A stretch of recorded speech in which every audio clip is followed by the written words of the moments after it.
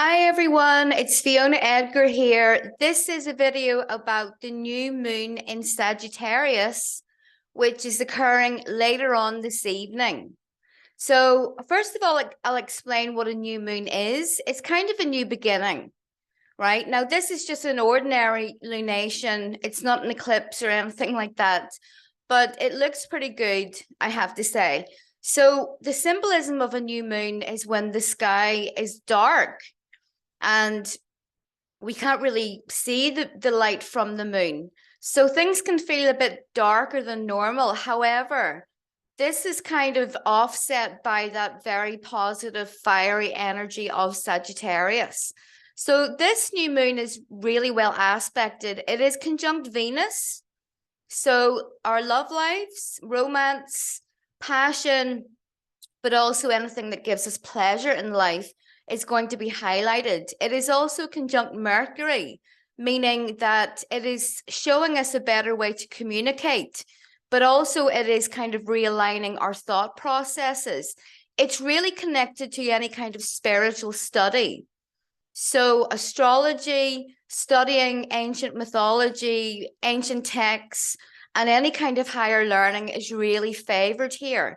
It is a great time to start a course or to start some kind of self-study. So the other big thing about this lunation is that it's almost exactly at the same time that Jupiter goes direct. Jupiter has been retrograde for quite some time. So Jupiter is the planet of foreign countries, your beliefs, your religion, or your spirituality. It is about growth, abundance, happy emotions, optimism, faith, looking into the future with better vision. And it is about kind of seeing the possibility of happier times ahead. So Jupiter, of course, is the ruler of Sagittarius, which makes this lunation very significant because the ruler of the whole entire lunation is going direct. So that means that we're going to have a bit of a breakthrough on a personal level and maybe in the world around us, although I think things are going to be a bit messed up for a while yet because of the cycle that we're in. So Mars is still retrograde. Now, people often ask me, is it a good time to start anything new during Mars retrograde? Well, first of all, it's not quite the same as a Mercury retrograde, although because Mars is in Gemini, which is ruled by Mercury, you may be noticing those like Mercury retrograde effects, such as like car issues, communication issues, and just stuff getting lost in the post or whatever. But it's okay to start something new in a Mars retrograde if it is helping you to deal with your anger, if it is something that you have done in the past that you're kind of revisiting and picking up again. So someone asked me, like, is it a good time to buy a car or you know, any of those things? I would go ahead and buy one if you have to. Someone also asked, is it a good time to get any kind of medical work done, dental work? Well, I've been getting that done during Mars retrograde, quite simply because these things can't be avoided and you have to kind of get yourself sorted. So if you have to, then go ahead. But overall, this should be a much happier lunation. Those last two eclipses that we had that were on the Scorpio Taurus axis were pretty brutal. And there were a lot of endings and kind of bleak emotions. But this one at least will help us to feel happier, at least for the next few weeks. So that's really good. Now, this lunation is conjunct a star called Zeta Herculis, which is in the constellation of Hercules. So, of course, he was a hero in Roman mythology. He was also known as the Greek Heracles. So one of the parts of his story is that he is known for crushing a serpent at his feet. Now, this is pretty similar to the god Thor and some of his mythology. Within the story of Ragnarok, he is known for killing that kind of Midgard serpent. So I believe that we are in Ragnarok. I think that it's pretty easy to tell if you look around you. The world is pretty dire. The way that people live is pretty dire, and everything is backwards. And the truth is mostly hidden from us. But Sagittarius is known as a sign that is connected to truth.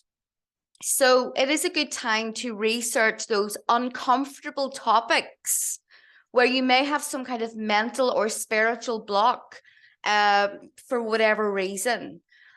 So another thing about this lunation is that Sagittarius is known for blurting stuff out without thinking, or being slightly offensive because they don't really have a filter.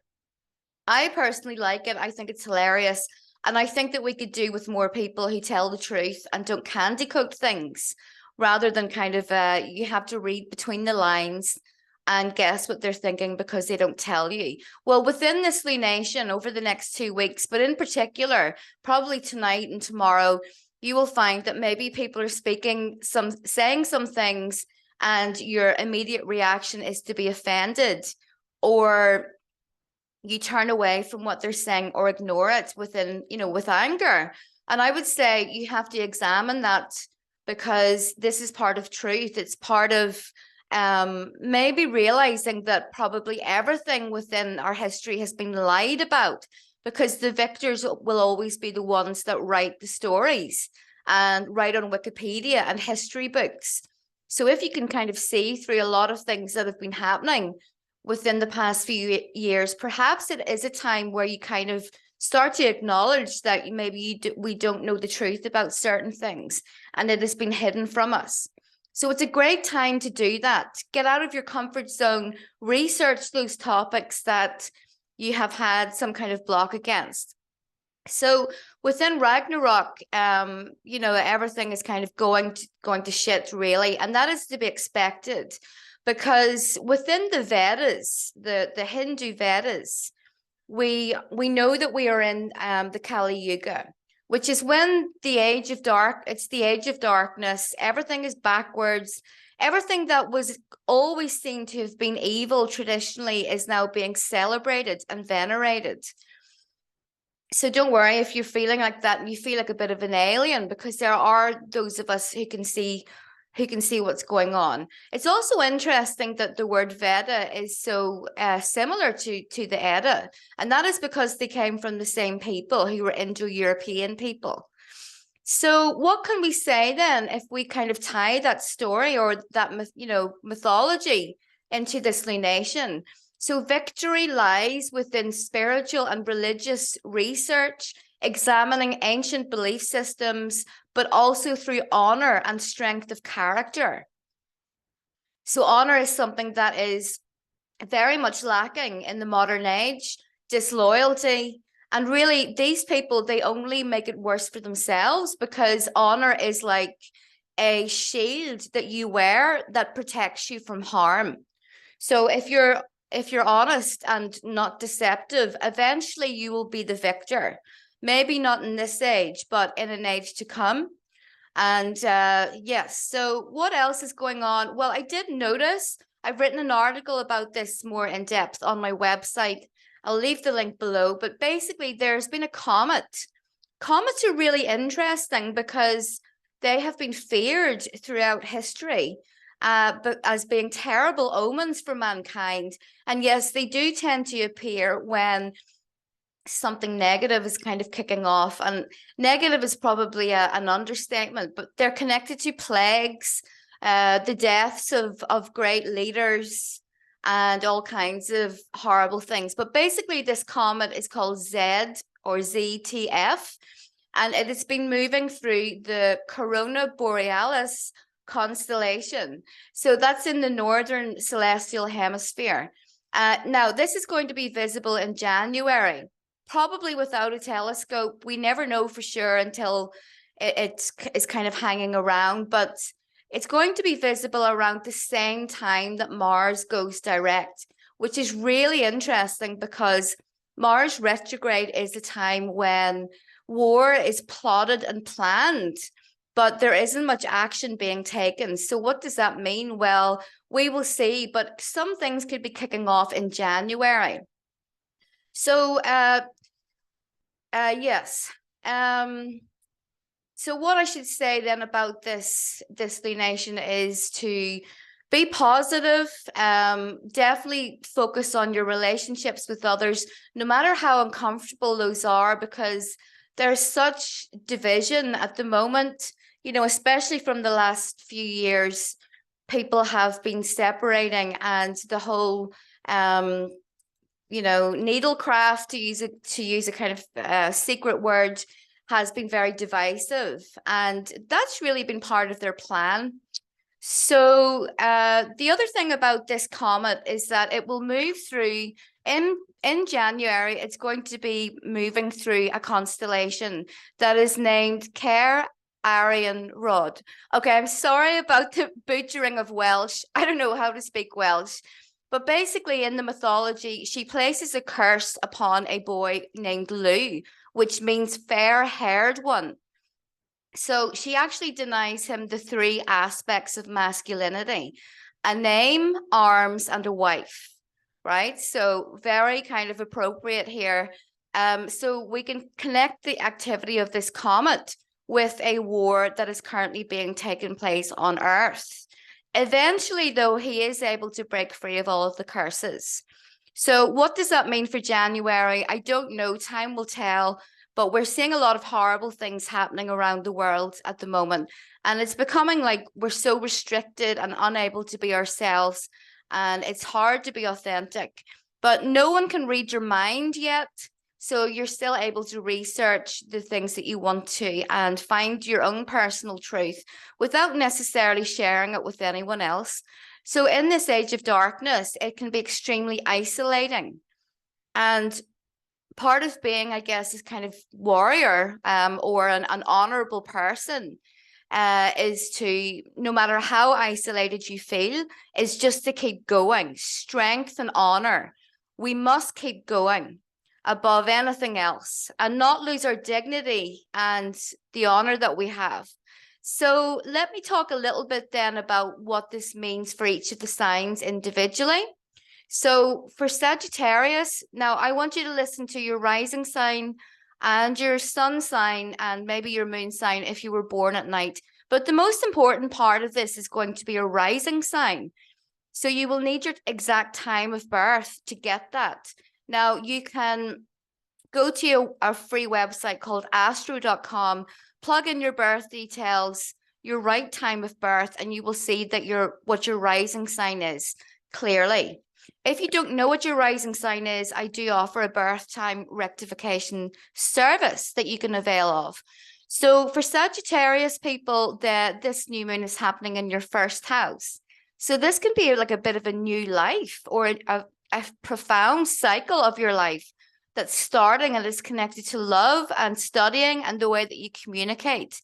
So it's also a new cycle to do with your physical body, since the first house is connected to that. It's a great time for any kind of weight loss, starting a new diet or exercise routine.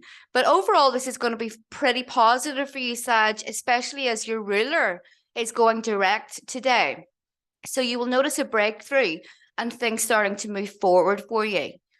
So for Scorpio people, the new moon is falling into your second house. That is your second house of finances, money. What relationship do you have with money?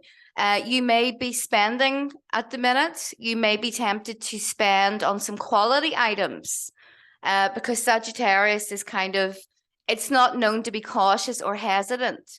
But just be careful with Mars retrograde that you don't buy anything too big and too expensive. But overall, this kind of heralds a new beginning that is very positive in terms of your financial situation. So for Capricorn people, this lunation is falling into your 12th house. The 12th house is the memory of your blood. It is the dreams and sleep quality that you have. It is also about any kind of spiritual practices. I always say about the 12th house, it is where you can speak to the gods and the gods will hear you. So through ritual, that would be a great way to tap into the energy of this lunation. Your dreams may be very profound and quite vivid, but also you would probably will be needing a little bit of downtime, more sleep, more rest, more study, especially esoteric and metaphysical study. So for Aquarius people, this new moon is happening in your 11th house. This is quite a positive place for it to be in terms of your friends, any groups or organizations that you belong to. And yes, of course, new beginnings can sometimes mean that there is an ending. So perhaps you decide to leave a group, perhaps you make some new friends and leave old ones behind, and so on. But it is a sense of adventure connected to your relationships with people that you choose to hang out with. So for Pisces people, the new moon is happening in your 10th house. Now, this is going to be about your work primarily. You'll have a new beginning within your work, or basically any kind of work that you do with the public. Even if you don't have a job anymore or you're retired, there will be some involvement within your public life here. It's likely to be quite good. However, it may come with a few hiccups or a few false starts, because Pisces and Sagittarius actually make a square, but there could be some sense of freedom that you get that started off in a difficult situation. Maybe you lost your job, or maybe there was some drama or whatever. So that you will move past this over the next few weeks. So for Aries people, this new moon is happening in your 9th house. It is a great time for you to start any kind of course, metaphysical study. It's also a good time for you to travel. It's also a good time for you to make friends from foreign people. Your beliefs are going to be quite, maybe not changing your beliefs, but you're going to be very vocal about them. You're going to be sharing your beliefs no matter what they are with others. So just be careful about that with the nature of Sag, because it may come out wrong. Sag is known for like foot and mouth syndrome. So not everyone appreciates that. But overall, it should be pretty good for you, Aries, because Aries and Sag make a nice aspect together. They get along well. So for Taurus people, this new moon is falling into your 8th house. This has got to do with the intimacy that you share with another person. So this could mean that you have some new beginning connected to something that your partner is going through. It's also about joint finances. Your partner could get a rise, a pay rise. It's also about your sex life. Maybe you get a bit of a boost in that area, and so on. It's also connected to the occult and anything that is metaphysical. It also could mean that you have gone through some very profound and deep changes recently, especially with those eclipses. The last one was in your sign. So yeah, a lot of change for you, Taurus, but hopefully you will start to see the positive side of that change within the next few weeks. So for Gemini people, the new moon is happening in your 7th house. So this is a new beginning or a new cycle connected to your relationship, your spouse, the person that you're in a relationship with. So you could meet someone new if you've been single, or if you maybe have been going through a bit of a rough patch with your partner. This is a great time for things to become more fun, more freedom, happiness, nicer words being spoken between you, loving words. So pretty positive. So for Cancer people, the lunation is happening in your 6th house. This has got to do with your health, and also your daily routines and your pets. So it should be positive for you. You should be seeing the fruits of hard work that you've been doing in terms of your health. I'm a Cancer, and I had terrible health for most of this year, and now I'm feeling fantastic. So that's through your own hard work that these changes are occurring. So well done. It's also a good time for you to work on a diet, or else maybe you've been on a diet for a while and you're starting to see the results of that. It's also a new beginning in terms of pets, and maybe you decide to get a new animal or so on. So for Leo people, this new moon is happening in your 5th house. This is a lot of fun for you, this energy, because the 5th house is about fun, recreational activity, stuff that we do that makes us feel good. It's also about new romances, or within existing relationships. It's about that part of your partnership where you need to have fun together, laugh together, And that is a really vital component of all partnerships, is the ability to experience joy. So you will be getting plenty of that. If you've been single, it's likely that you will start a new romance during this time. So for Virgo folks, this new moon is happening in your 4th house. You could have moved home. You have settled into your new place. You're really liking it. You maybe could have a change in your home if you haven't moved. Someone could move in, someone could move out. Now there is a square here between Virgo and Sagittarius. So there may be just a few like difficult things to deal with initially, or maybe some kind of drama connected to it. But overall, it should be good for you. So finally for Libra, this is happening in your 3rd house. This is all about your vehicle, the way that you get to work, driving around. It's also about your neighborhood, public transport, and it is also about your brothers and sisters if you have any, or extended family. So you might have a change here. It is going to be a positive change for you because Libra and Sagittarius get along. So maybe if you had any difficulties over the last few months with your siblings, there's an opportunity there to really make amends and for good times to come in instead of a lot of stress. Also, the way that you're thinking and speaking is going to be like really expanded in some way by this lunation. You could find that your mind just becomes much more open.